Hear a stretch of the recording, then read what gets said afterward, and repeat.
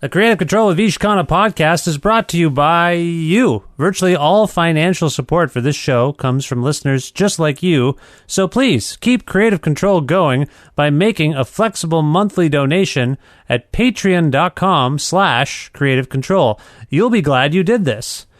Not as glad as me, but still pretty glad. Thank you.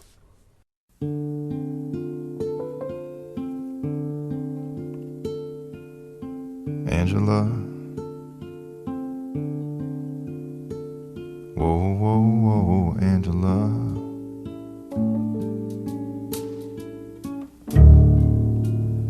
Like motel curtains, we never really met.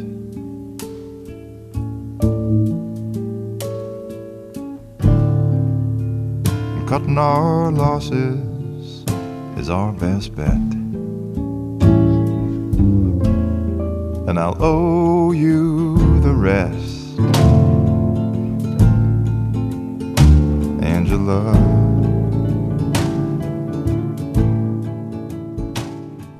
Bill Callahan is a noted songwriter, singer, and musician who currently lives in Austin, Texas. Over the past 3 decades, Callahan has made some of the most significant rock and folk music of our time, first under the name Smog, and then, since 2007, under his own name. His latest album is called Shepherd in a Sheepskin Vest, a wonderfully mesmerizing and reflective double album that Drag City Records released in June of 2019. Bill and I had a chat recently about this new record, his move to Austin, becoming a husband and father and joining a community of parents, the Incredible Hulk, his entry into social media, and more.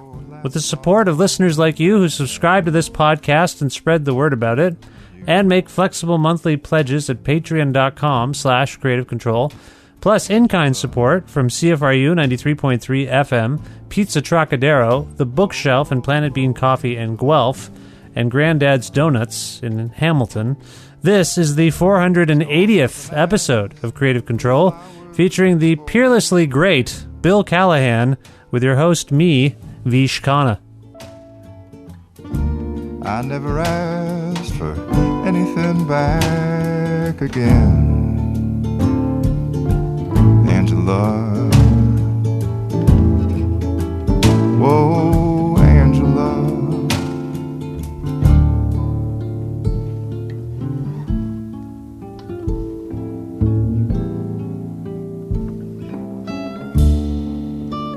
You got a garden,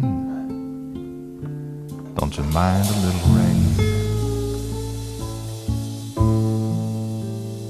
Angela? Hi, Bill. How's it going? Good. How are you? Well, it's nice to speak with you again. Where in the world are you today, Bill? I'm in Austin, Texas.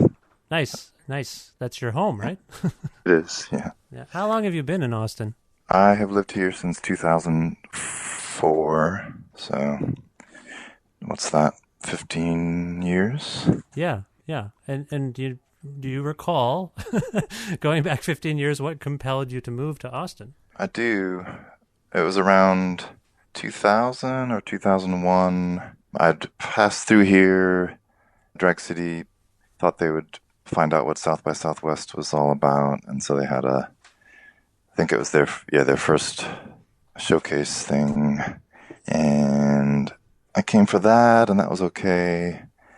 And then everyone left, and I had an in-store on the Sunday, which was back then used to be a very kind of sparse day for the festival.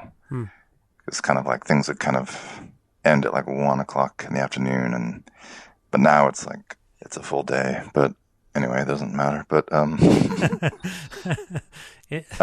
I played an in-store and on the Sunday, and just that felt really good. Like I met more.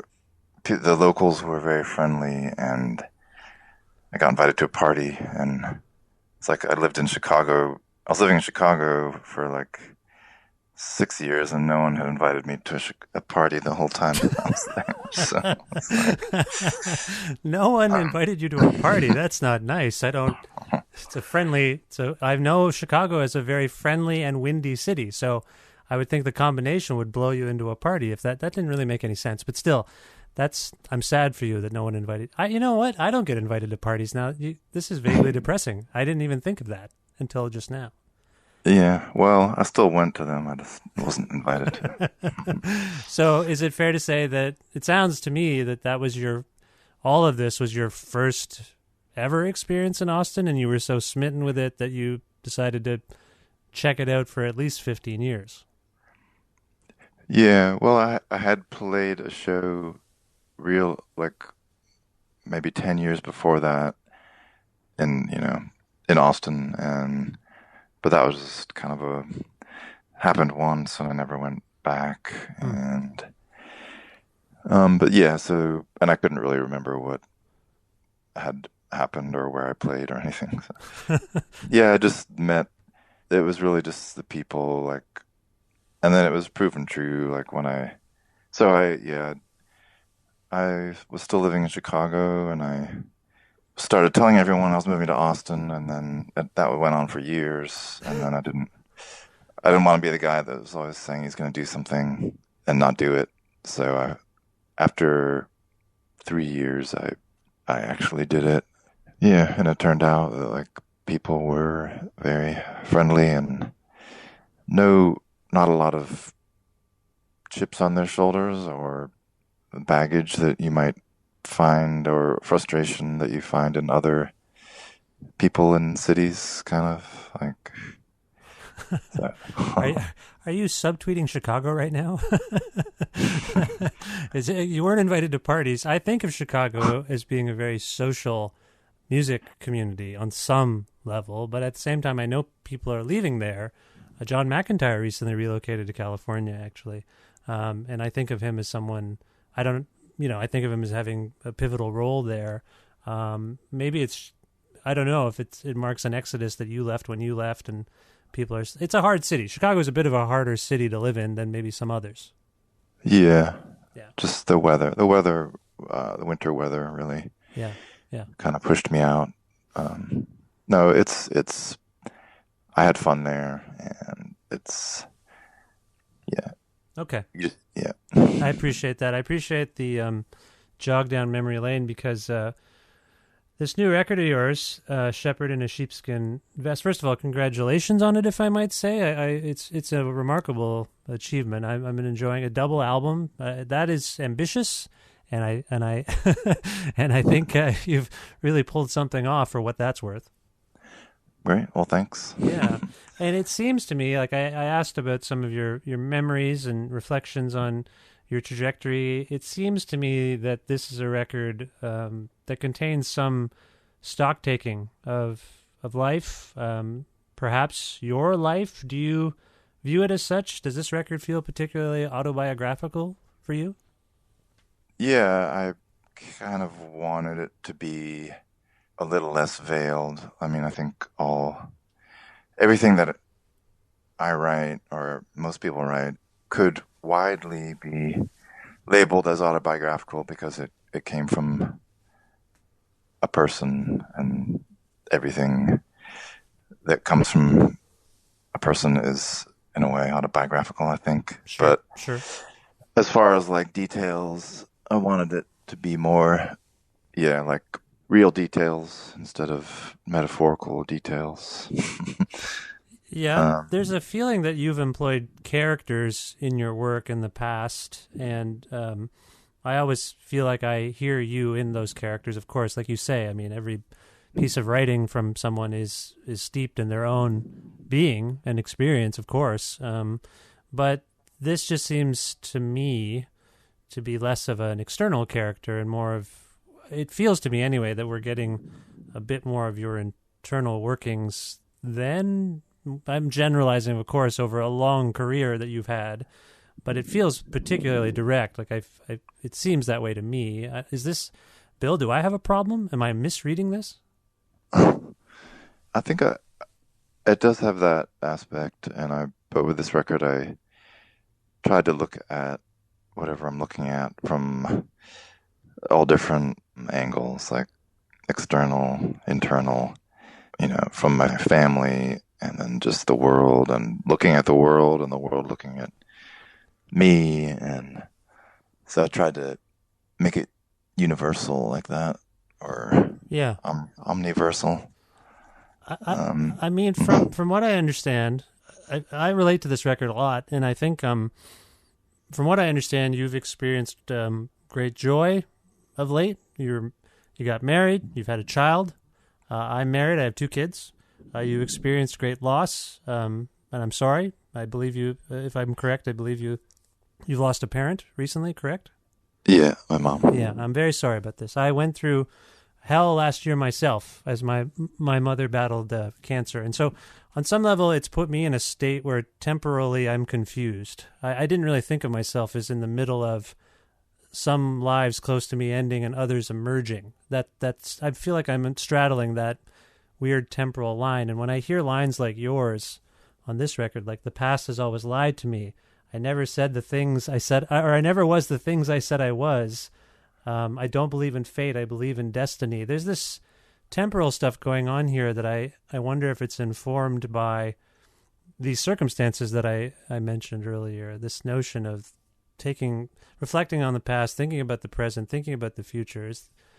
I know this is a bit of a loaded question, but I feel I've set this one up to be a big one. But I'm drawing a blank. is some of that stuff informing these songs? This temporal confusion, if you will. Well, I mean, I've been handed a real big serving of human life in the last several years of like having a kid and some people dying in my family. And yeah, so it was really, had a lot to deal with. So yeah, And that stuff, I mean, it's fair to say this stuff is reflected in these songs, right?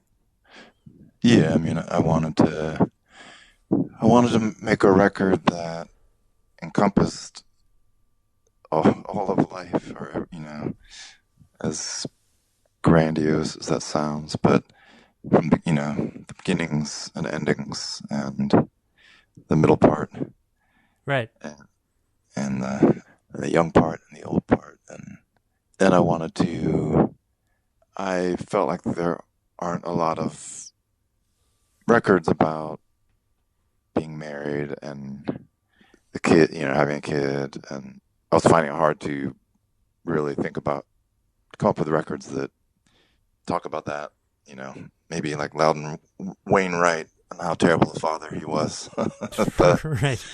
Yeah, so I wanted to make something that was really about all that, but could also be, well, partially for people who have been in that. I think having a kid really linked me to the community for the first time. I understood the value of community, neighborhoods, and also like when I see a parent, usually when you see a stranger on the street and you're like, what the hell is that guy's story? Like, but if they have a kid, I know like a little bit.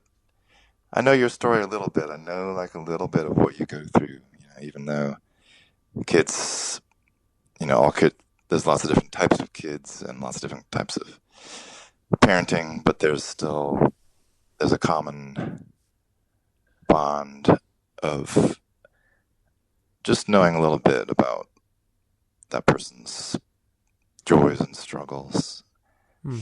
So I made the record for the parents, and also I wanted like people who don't have kids, maybe this will give them some kind of idea about what it's like, There's a weird thing when you become a parent where you, whatever your public platform is, you become a little bit of a cheerleader for parenting, a little bit of an instructor, or like you want to.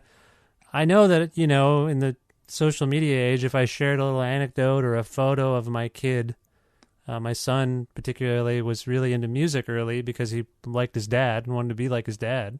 Still does. I heard from other parents saying, "My God, I never thought to sing my kid a song by The Replacements. I always thought it would just be Raffi or whatever." And so that taught me a little bit about what you're saying. Like, there's kind of this bond you have as a parent, and it's almost a responsibility to other parents.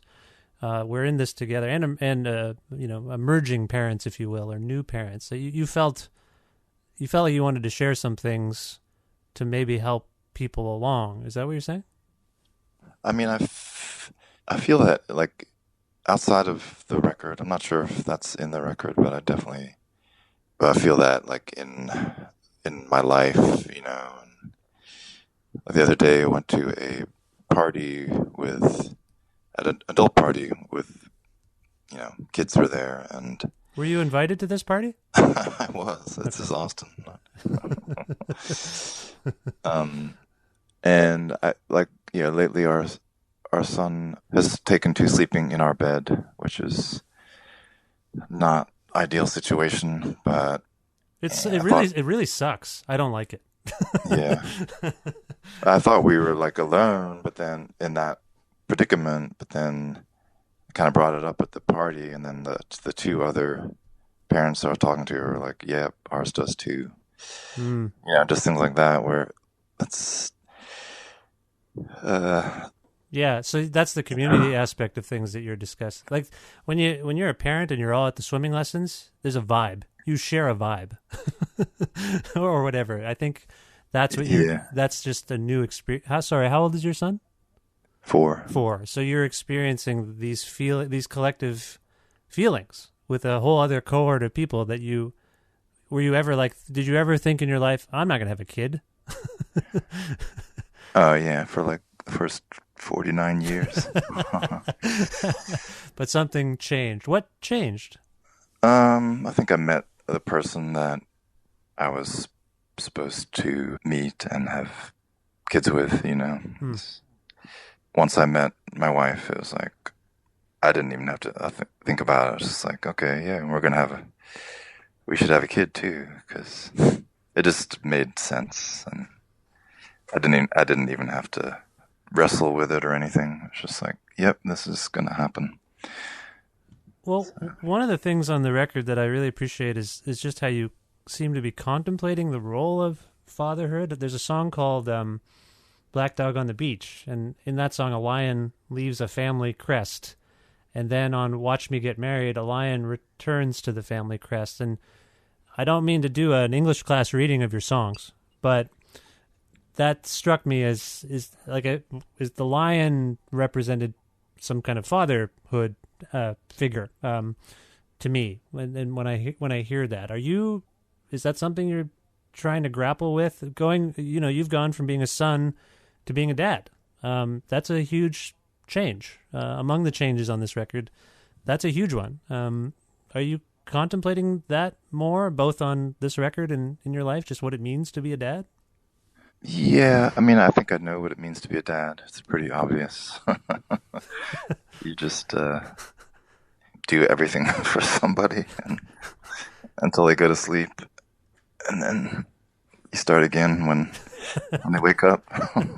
Thanks for the impromptu manual. I've been doing some of that right, I think. Did you have that for yourself in terms of a father figure? My dad was not that interested in being a dad. I mean, he's admitted that much, and he was just kind of focused on himself and his career, and so I mean, and that's all stuff that I had a lot of feelings about that when I was in my 20s. Yeah. But then there's a point where you just have to say the past is the past, and especially when you're a grown-up kid, it's like, well, can't do anything about that, and I just move on, kind of. So, I don't feel like I'm not one of those dads who's like, my dad never did this for me, so I'm gonna do it for you. Like Huh. I'm not very conscious not to be that guy. Okay. That's it. So it doesn't, your own experience as a child does not inform necessarily how you interact or behave as a parent. I mean, I'm sure it does. I just can't help myself. Like I am drawn to my son. I'm Yeah. when he's gone, when I haven't seen him for a couple hours, I'm like, let me go. Like, I want to go play with him, or I just have this. It's a natural.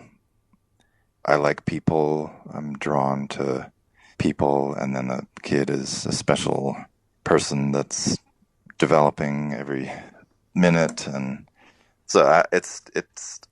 I'm just drawn to it. Yeah. It's not, yeah. Okay. Okay.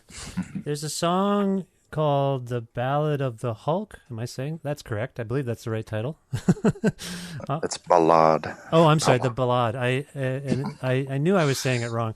So, the Ballad of the Hulk, and I found that striking to as a again relating to this record as both a father who has experienced a temperamental shift and also experienced my kids having their own tantrums, that rage.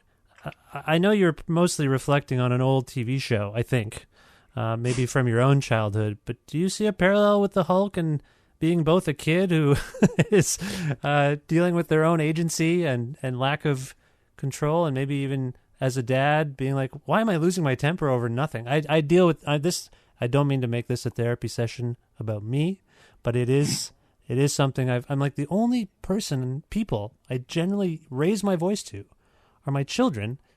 And when I think back, and my wife will be like, "You're yelling at them for that? Like that's nothing. Why are you yelling?" And I'm like, "I don't know." I've turned into the Hulk. Does that resonate with you?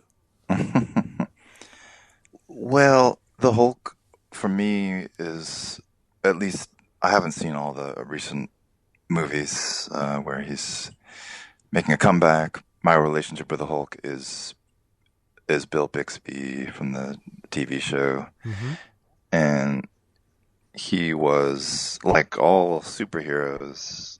He was fighting for good, and so he would always get angry, but it wasn't at when his son drew used a crayon on the kitchen wall, but Right. Right. It was. it was like for his anger was to make a better world. Anyone who was doing something corrupt or illicit, he would he would see that and he would fly into a rage. Yeah. Yeah.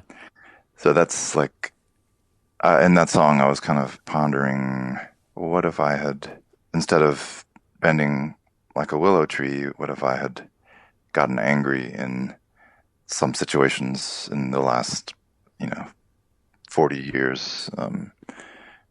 Maybe that would have been better because I would have made my world a better place. You're kind of standing up for yourself. Yeah. Okay. Okay. Okay. Huh. That's fascinating. You're not keeping tabs on. You haven't been to see Avengers Endgame or something. No, I haven't. Okay. I just wondered. The Bill Bix. Did you watch The Fall Guy? That was you got a decade on me, I think, there, Bill. But I used to watch that Hulk show all the time, and then I used to watch The Fall Guy. Did you ever watch The Fall Guy with Lee Majors? I didn't. I watched $6 Million Man, which was Oh his yeah, previous thing. Fall Guy, he a stuntman or yeah. He was a something? stuntman, and Heather Thomas made an impression on me. She was like the actress on the show, and I was like, "What's going on here?" But yeah, no. I just wonder. Are you generally drawn to superhero stories? I I mean, probably more than I would want to admit on a podcast. why? Um, Why are you guarded about your superhero fandom? well, no, I guess now it's mainstream. Like every those are the biggest movies, and it used to be like just for 30-year-old virgins, Right. and kids. But I mean, I look at it as just myths, like all of our Greek myths. It's a lot of the same stories, and so yeah, I can definitely get down with it.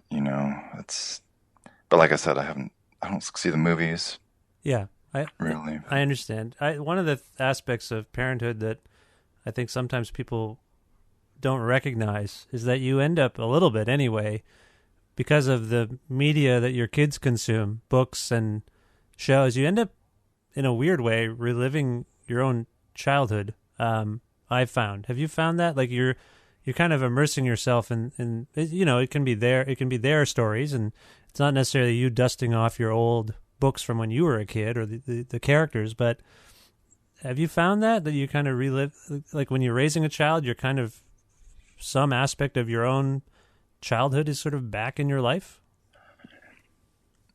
Yeah, I mean, my kid watches Sesame Street and reads we have some of the same books that I read when I was little. Hmm.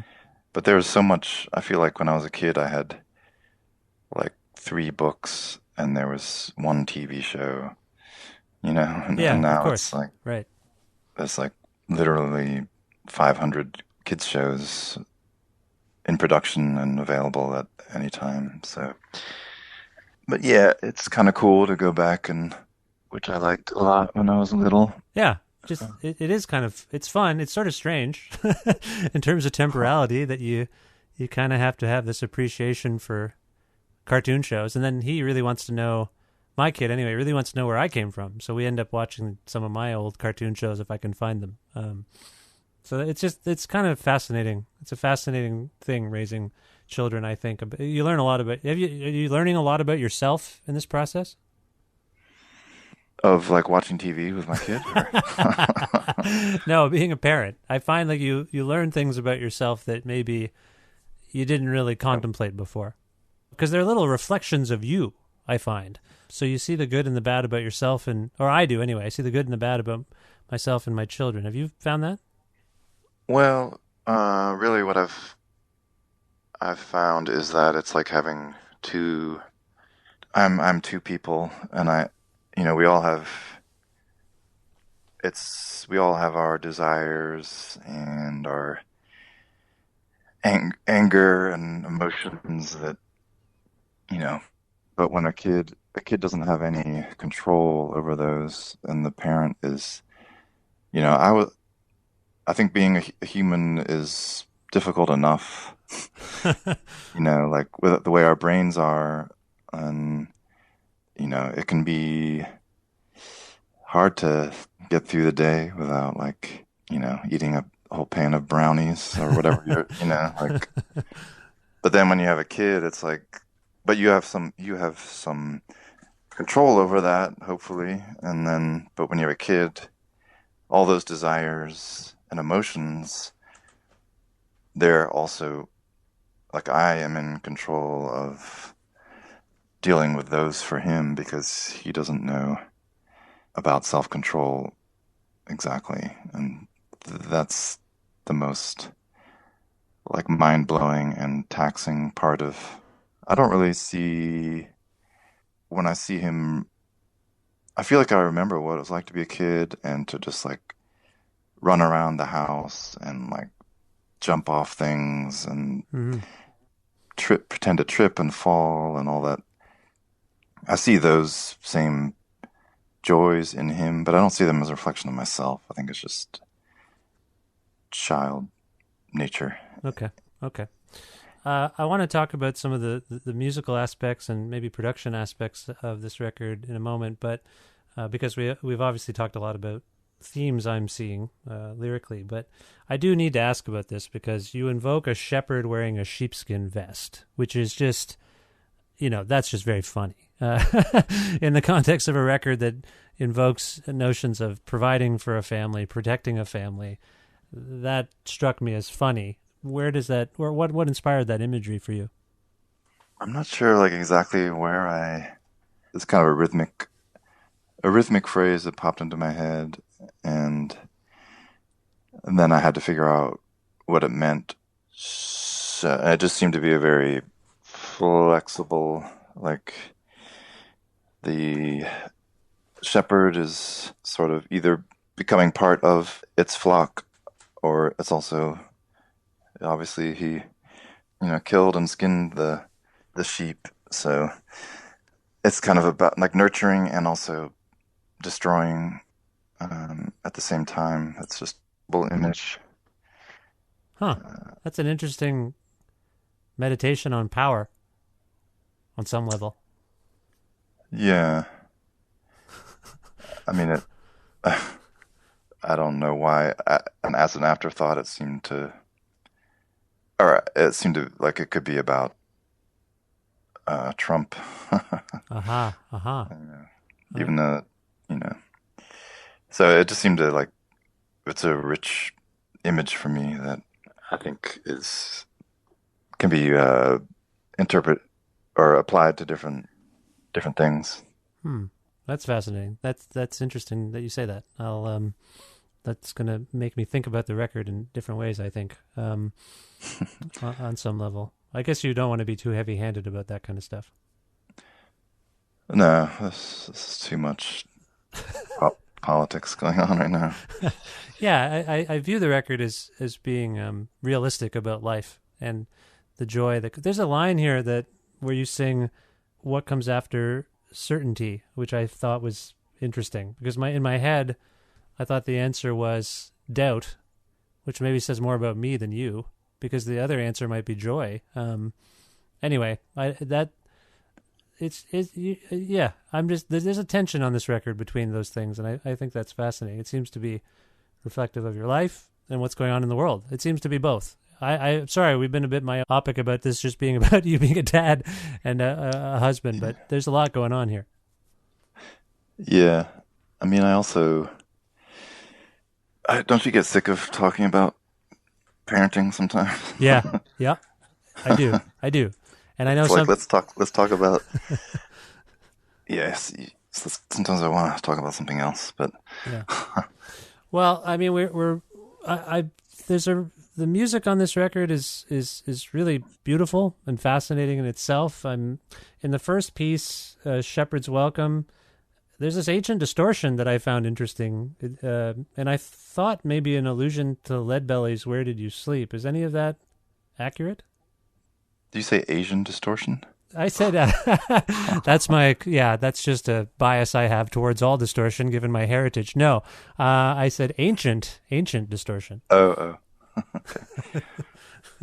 Um, yeah, I was like, I need an Asian distortion pedal. I can loan you mine. That's about the best I can do. It's close. It's been no. There's this moment that it sounds like a field recording, and you know what I'm Right. talking about, of course. But for people who don't, and then it bleeds into, let's say, contemporary recording techniques. I just wonder what was going on there. Yeah, and then it flips back to the ancient at the very end, like Right. the last. Yeah, it was weird. That song was when I wrote it. It's very kind of short and succinct, and it's supposed to be an intro thing to the record, but it just wasn't. There was something just wasn't happening. Like when I listened back to it, the dynamic wasn't getting across, and so I think we just experimented with, putting it. I think, the first part of the song is just put through an old or a tiny little amp thing to make it sound like an old record, Yeah. and somehow that, and then with the change into the clarity part, it somehow just made the dynamic of the narrative like engaging and just, yeah, it seemed to function like that.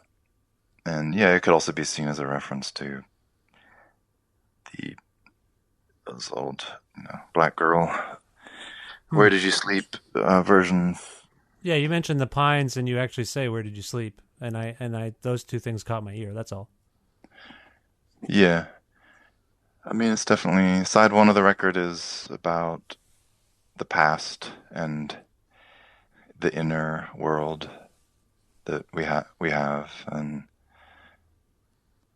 so it also fit into that aspect. You mentioned side one. There are four sides to this record. There's not two sides. There's four. Do you want to illuminate what the other sides might be if the first one's kind of about the past? I mean, so I'm gonna look at this list I got a list here. You have a list of prepared answers to questions like this? Is that what you're referencing? Yeah. Well, you sent them to me weeks ago.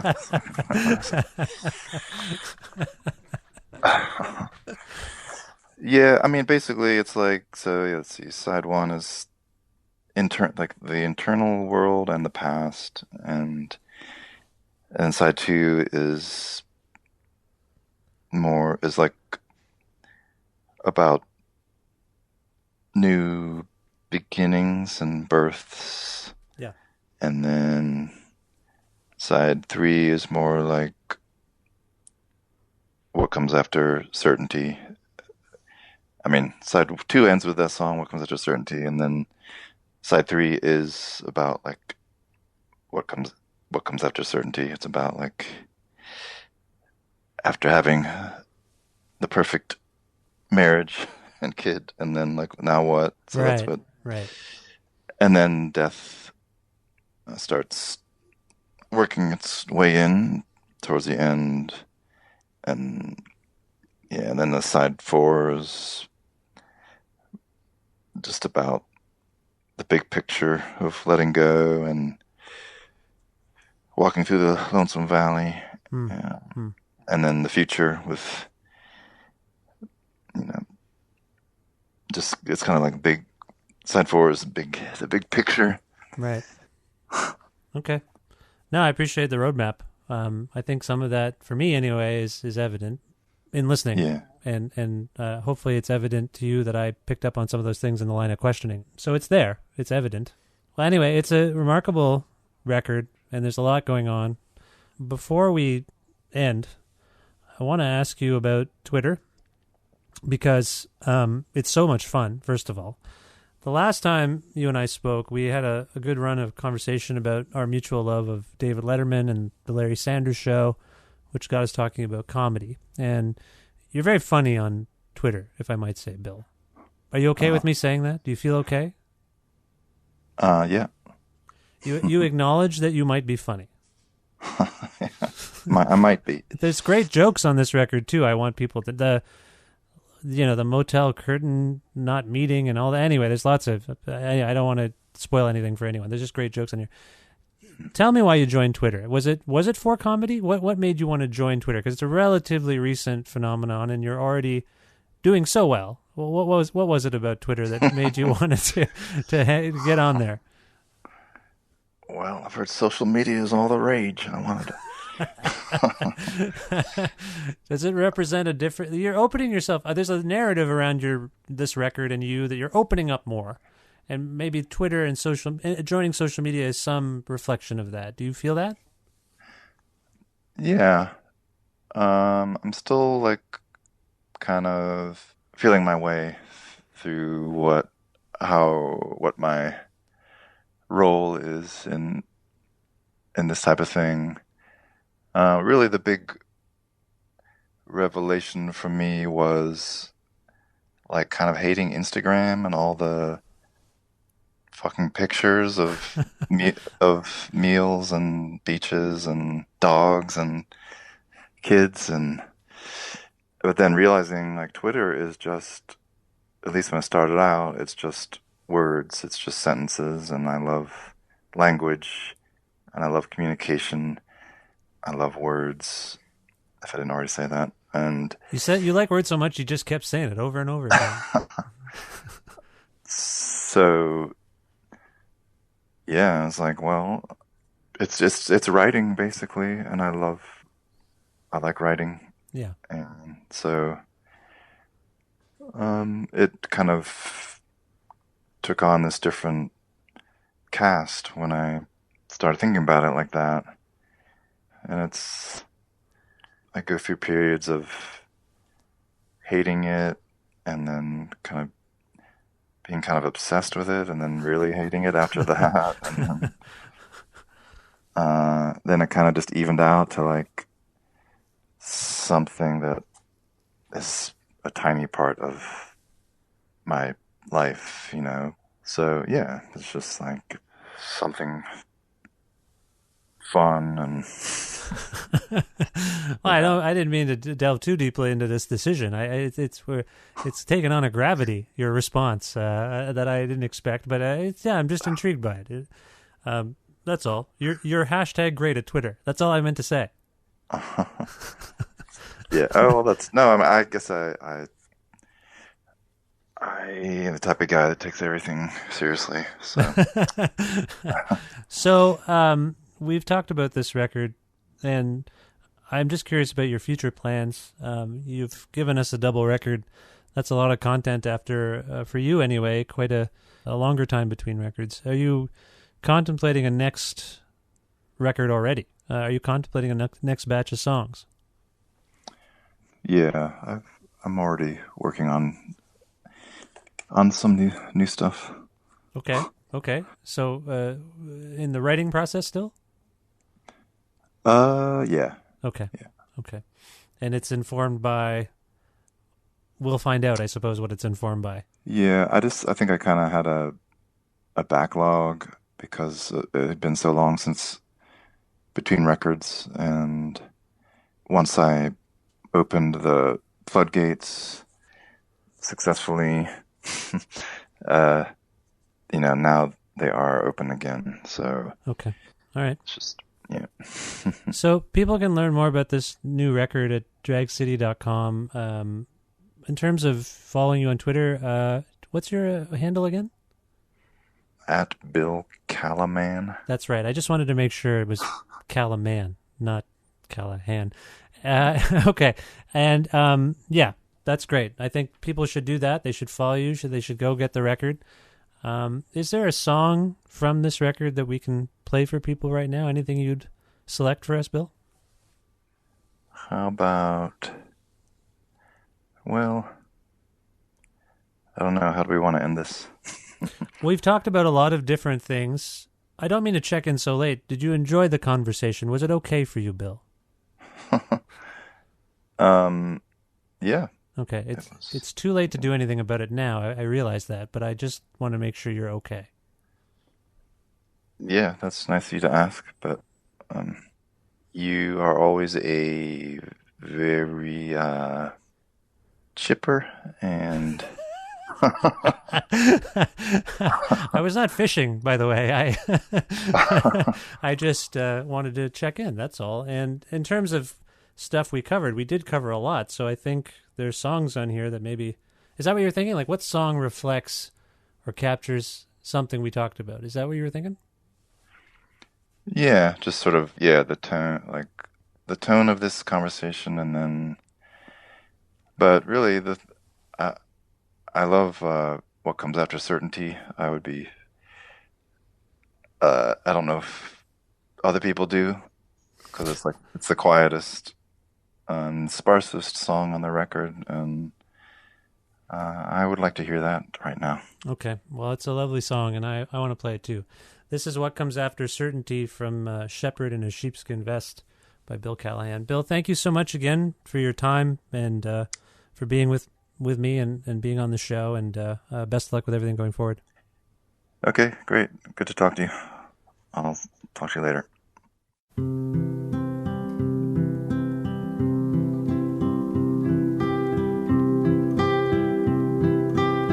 True love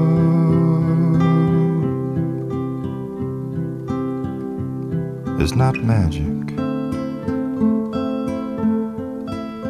It's certainty.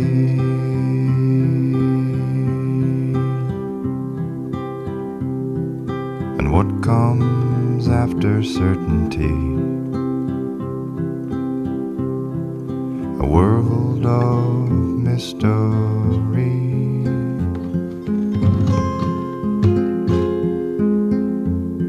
I stood on the surf in Kauai, while my love videoed me on honeymoon.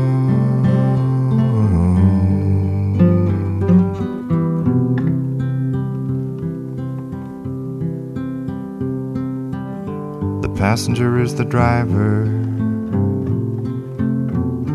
in ecstasy.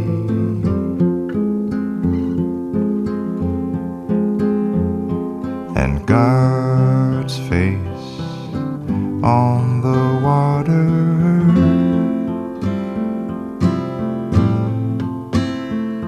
though plain to see, still hard to read.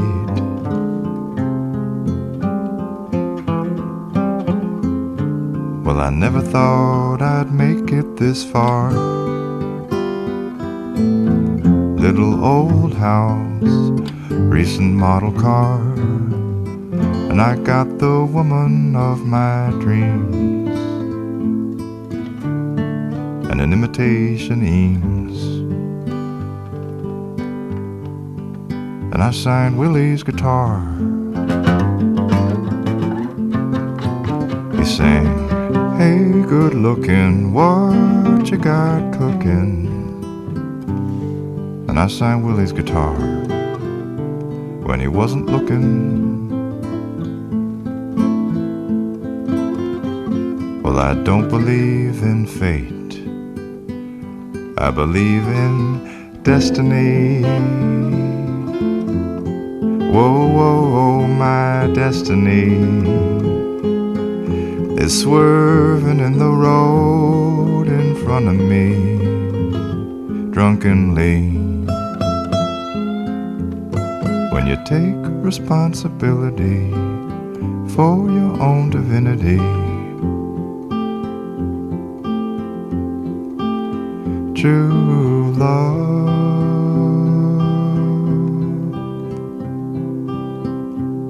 is not magic,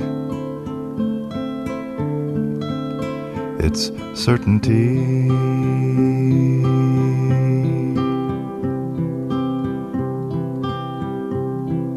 And what comes after certainty?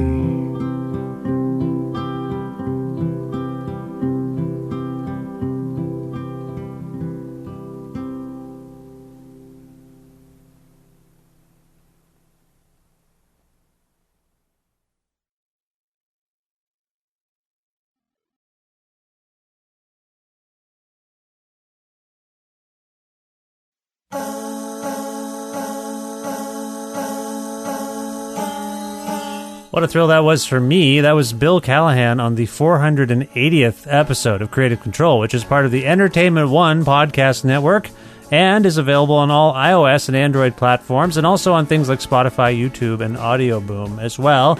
If you can't find an episode that you're looking for, you've heard about something and it's not there, or if you want to learn more about me and sign up for my regularly scheduled newsletter, please visit my website, vishkhanna.com. That's spelled exactly how it sounds, vishkhanna.com.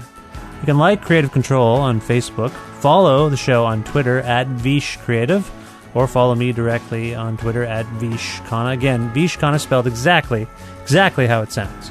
Listen to a radio show version of Creative Control on Wednesdays at noon Eastern Standard Time around the world at cfru.ca or on an actual radio at 93.3 FM if you're in or near Guelph. Also, please visit patreon.com/Creative Control to make a flexible monthly donation to keep this podcast going. It's a modest Patreon. It's not enough, really, to keep the podcast going as a full-time job. I wish it were, but it's not. Maybe it never will be, and maybe that's just the way it's got to be. But still, if you'd like to keep the podcast going, please visit patreon.com/Creative Control and make that flexible monthly donation. Thanks again to Pizza Trocadero, The Bookshelf, and Planet Bean Coffee, and Granddad's Donuts for their in-kind support of the show. And if you're wondering what that consists of, it's free pizza, free coffee, free donuts, and books and movies from The Bookshelf. It's fun. It's fine with me. It's something. Thanks, too, to Jim Guthrie. He lets me use an instrumental version of one of his songs on the show each week. Go to jimguthrie.org for more info about him. And thank you. Thank you very much for listening to this episode with Bill Callahan and any other episodes that you've checked out before. If you're new to the show, welcome. I hope you check out other episodes because they're there waiting to be discovered, I suppose. And that's it. Please subscribe to the podcast if you don't already. And that's it. More great episodes to come, I hope. And I will talk to you very, very soon. Bye for now.